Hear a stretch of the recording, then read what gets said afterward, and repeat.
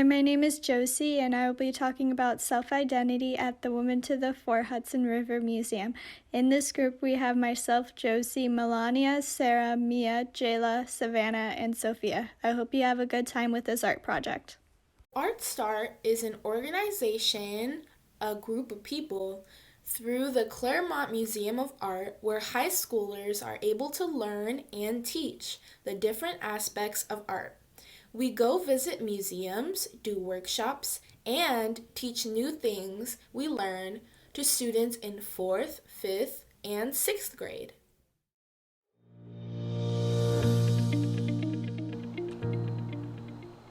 So good evening, everyone. Welcome to the Hudson River Museum. Welcome to this outstanding exhibition, Women to the Fore. I'm Masha Turchinsky, director of the Hudson River Museum. It's my pleasure to welcome you to our fall exhibition and to invite you to just explore and soak in all of the wonderful talents of the 45 women artists that You can see here are lots of examples of the type of artwork that they have at this museum. So there are paintings that have a lot of color, and then there are some sculptures that artists have made that represent certain cultures. So, what do we see here? It is clear that our first example is set in a very tropical place. We can see lots of leaves and flowers, and this is probably set in the artist's homeland, Dominican Republic. She now lives in the US, but the background doesn't only seem to stay behind the figure, it seems to actually come in front of the woman's face, which is a really interesting way of doing portraiture. The artist says about this piece, I wanted to create an image where the background and the figure were the same. I am in the landscape and the landscape is me. Uh, the title of this work is Caribbean Thoughts Mashup, and perhaps mashup can be interpreted as the technique she used to have the background actually come in front of the portrait. And I really think this symbolizes how her and her country are one and really united. So on to our second example. What is this portrait about? We can see a child sitting in a chair and we see the hands of an adult, a little bit of part of their body braiding her hair. And the artist's focus really seems to be on the hair. It's the central element.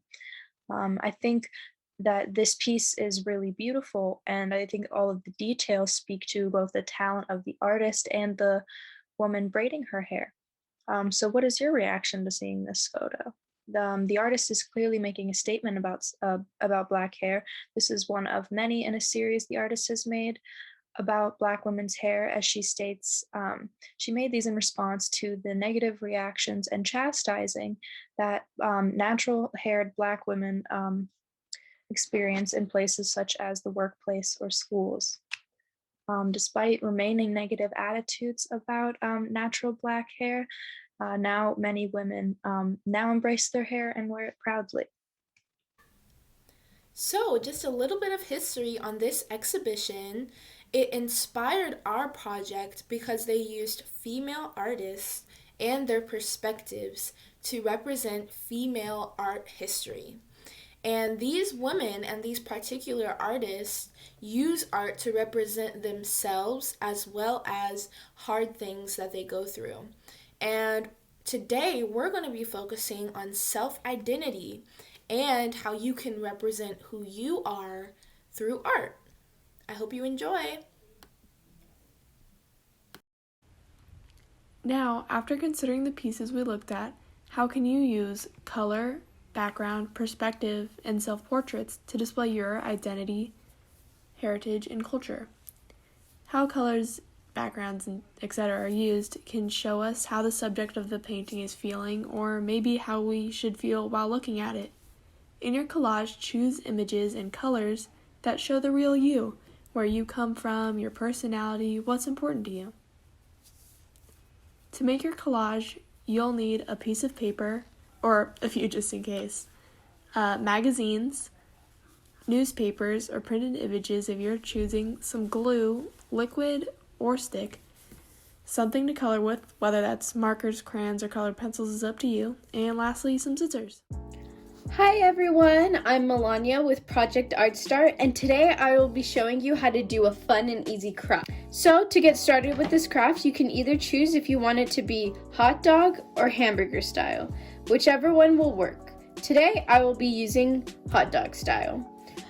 Okay, so now what we're gonna do is get a regular black marker. It could be a Sharpie, it could be Crayola, whatever you want. And what we're gonna do is outline our silhouette. Now, if you guys don't know what that is, it's your side profile. So I'm just gonna get started and you guys can follow along. First off, I'm gonna start with my shoulder right here and just work my way up into the neck. Now I'm going to add a chin.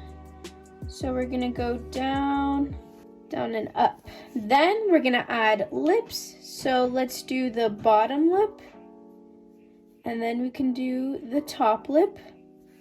And now above our lips are our nose.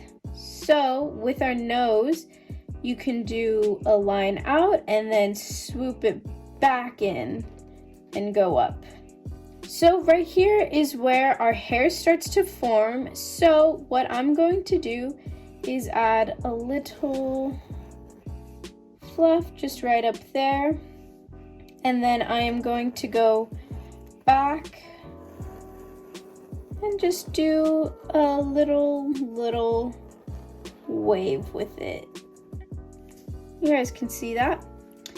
And to separate my neck from the hair, I'm just gonna add a little triangle right here, so then it looks like kind of separate. So this is the outline we have. Now what you're going to do is get a color that you're feeling right now. You can do blue if you're feeling kind of sad, yellow if you're really happy, red if you're really angry. Today I'm feeling kind of energetic, and I think that can associate with green. So I'm going to choose green and fill in the silhouette that I just made with that color. Okay, so now I am done with my silhouette, so the fun part has arrived. So now what we're gonna do is take our magazines or newspapers, whatever you could find, and just look through them. You're gonna go through them and see if you find anything that you like, or anything that is interesting to you, or anything that you think represents you. Ooh, a really pretty skyline. Now, personally, I love lights and buildings, and I just love how everything looks. So this is something that definitely interests me. So what I'm going to do is get my scissors and just roughly cut it out for now.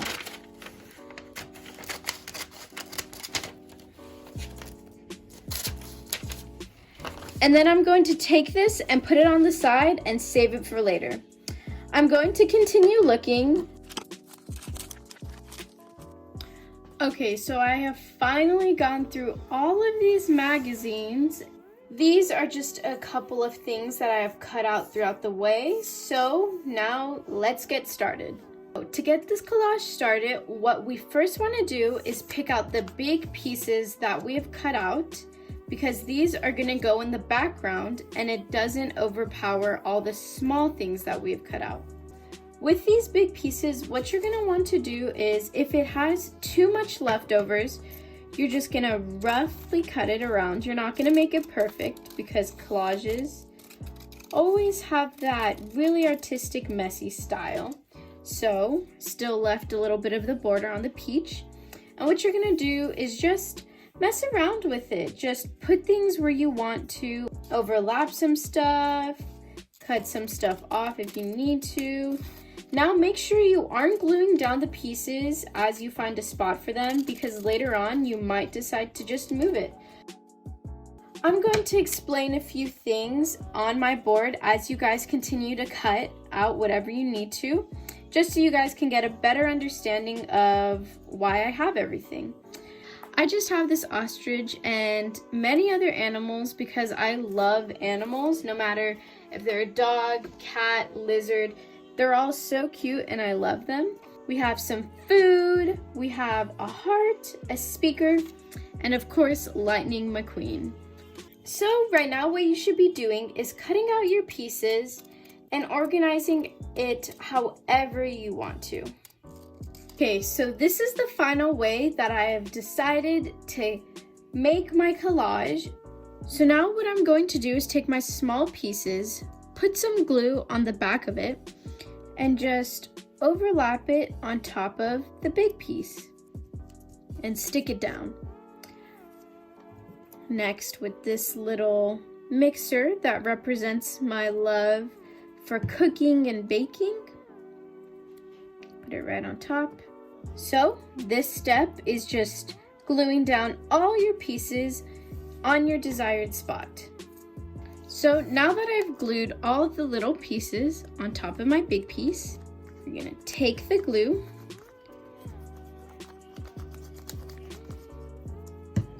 I'm gonna continue gluing everything else on the board, but you continue with what step you are on. Now don't forget, when gluing down pieces, don't have a piece cover up your silhouette, because your silhouette is what's making this project come together.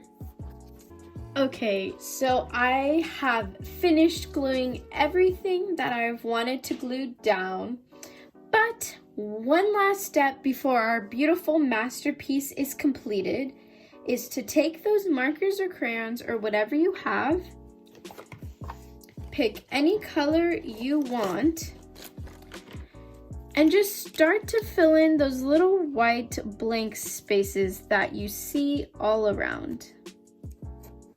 You can switch the colors as you go along, just as long as by the end there aren't any white spots showing through from the paper.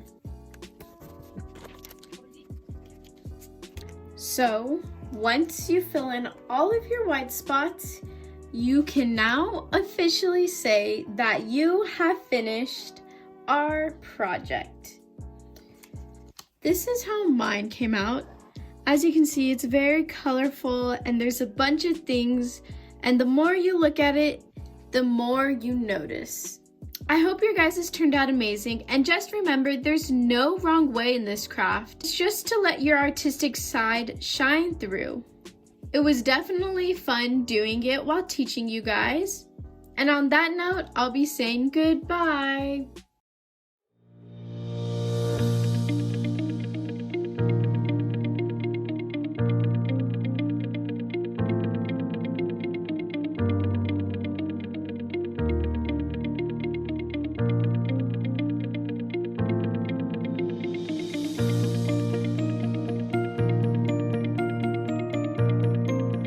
Welcome to Inside Out, Emerging from Isolation. You have the opportunity to see this show online, but join me, my name's Rebecca Ham, as we look at this show